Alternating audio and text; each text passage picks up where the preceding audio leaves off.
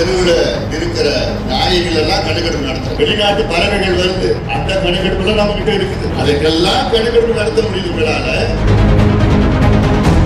ஏன் சாதிவாரி கணக்கெடுப்பு நடத்தணும் கேட்கிறோம். சாதிவாரி கணக்கெடுப்பு என்பது ஒரு சாதி பிரச்சனை கிடையாது. வலிமையா இருக்கிறவங்க அவன் எல்லாத்தையும் எடுத்து அச்சு பிடிச்சி எடுத்துட்டு போயிடுவான். இதே தான் இடஒதுக்கீடு நடந்து கொண்டிருக்கிறது. தமிழ்நாட்டில் தொடர்ந்து சாதிவாரி கணக்கெடுப்பு நடத்த வேண்டும் என ஒரு கோரிக்கை வைத்திருக்கின்றோம். இது வந்து ஒரு கட்சி பிரச்சனை கிடையாது, இது சமூக பிரச்சனை. இது ஏன் சாதிவாரி கணக்கெடுப்பு நடத்தணும் கேட்கிறோம். சாதிவாரி கணக்கெடுப்பு என்பது ஒரு சாதி பிரச்சனை கிடையாது, இது தமிழ்நாட்டின் வளர்ச்சி பிரச்சனை.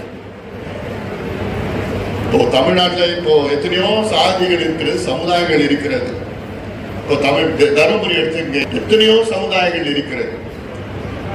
அனைத்து சமுதாயங்களும் எந்த நிலையில் இருக்கின்றார்கள் என்று தெரிந்து கொள்வதற்காகத்தான் சாதிவாரி கணக்கெடுப்பு வேண்டும் என சொல்கின்றோம். இது ஏதோ வன்னியர் பிரச்சனை கிடையாது. வலிமையா இருக்கிறவங்க அவன் எல்லாத்தையும் எடுத்து அச்சு பிடிச்சி எடுத்துட்டு போயிடுவான்.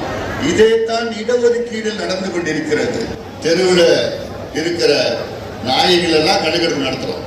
இவ்வளவு நாய்கள் இந்த தெருவில் இருக்கு, அந்த தெருவில் இருக்கு, அந்த ஊர்ல இருக்கு, இந்த ஊர்ல இருக்கு, அந்த கணக்கெடுப்பு தான் நம்ம கிட்ட இருக்கு. தெருவில் மேற அந்த மாடுகள்லாம் ஓடுதல, அந்த மெத்தனை மாடுகள் தெருவில் இருக்கு, அந்த கணக்கெல்லாம் நம்ம கிட்ட இருக்கு. ஏன் வெளிநாட்டு பறவைகள் வருது, சைனால இருந்து வருதா, ரஷ்யால இருந்து வருதா, எவ்வளவு வருது, எங்க வருது, எந்தெந்த பறவைகள் வருது, எவ்வளவு நாள் இங்க இருக்கு, அந்த கணக்கெடுப்புல நம்ம கிட்ட இருக்குது. ஏன் இப்போ 1000 ரூபாய் உதவி தொகை, உரிமை தொகையை பெண்களுக்கு கொடுக்குறாங்களே, அவங்களுக்கு எத்தனை பெண்கள் என்ன, அந்த கணக்கெடுப்புலாம் இருக்குது. அதுக்கெல்லாம் கணக்கெடுப்பு நடத்த முடியுது உங்களால.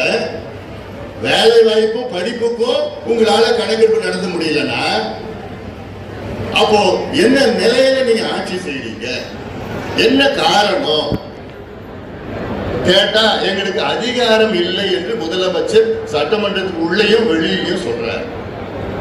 இது எவ்வளவு பெரிய ஒரு பொய், எவ்வளவு பெரிய ஒரு மோசடி. அதிகாரம் இருக்கிறது, சட்டம் இருக்கிறது, இதற்கு என்ன வேணும், கணக்கெடுப்பு வேணும். ஆனா முதலமைச்சர் கிட்ட எப்பதில் கேட்டுட்டு இருக்கிறோம், அவர் ஆட்சிக்கு வந்ததுல இருந்து கேட்கிறோம். ஆனா நம்ம முதலமைச்சர் எங்களுக்கு அதிகாரம் இல்லை என்று ஒரு பொய்யை சொல்லிக்கொண்டு இந்தியன் ஸ்டாட்டிஸ்டிக்கல் ஆக்ட் 2008 இந்திய புள்ளியியல் சேகரிப்பு சட்டம் 2008ஆம் ஆண்டு நாடாளுமன்றத்தில் நிறைவேற்றப்பட்ட சட்டம் அது. அந்த சட்டத்தின் கீழ் எல்லாத்துக்கும் அதிகாரம் இருக்கிறது. இந்தியாவில் உள்ள பஞ்சாயத்து தலைவருக்கு கூட அதிகாரம் இருக்கிறது. என்ன பஞ்சாயத்து தலைவருக்கு கூட அதிகாரம் இருக்கிறது என்றால் முதலமைச்சருக்கு அதிகாரம் இருக்கிறதா?